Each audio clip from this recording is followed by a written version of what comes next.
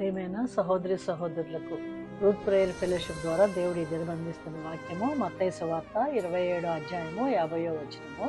యేసు మరలా బిగ్గరగా కేకవేసి ప్రాణము విడిచెను.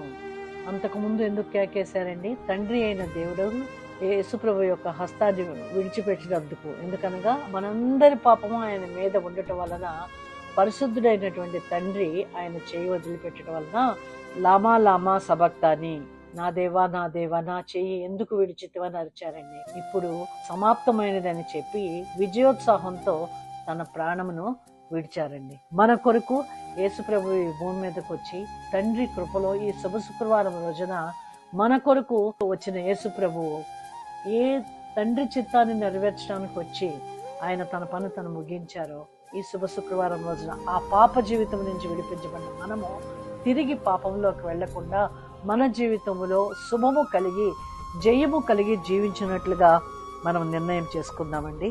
అన్యులమైన మనల్ని సృష్టికర్త అయిన దేవుడు యేసుప్రభువును పంపించి మనల్ని విడిపించి ఆయన బిడ్డలుగా ఆయన కుమారులుగా మనల్ని చేసుకున్నారు. మనకిచ్చిన ధన్యతను బట్టి కృతజ్ఞతతో ప్రార్థన చేద్దాం. సర్వశక్తిమంతుడు అయిన దేవా, మీ అద్వితీయ కుమారుని మా కొరకు ఈ భూమి మీదకి పంపించి మా పాపములన్నీ యేసుప్రభు మీద వేసి పాప పరిహారార్థముగా ఆయన శరీరమును తండ్రి సిలువకు అప్పగించారు.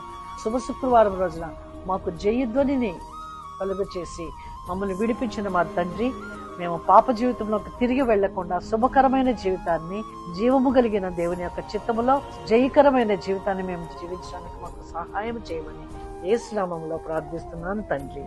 ఆమేన్.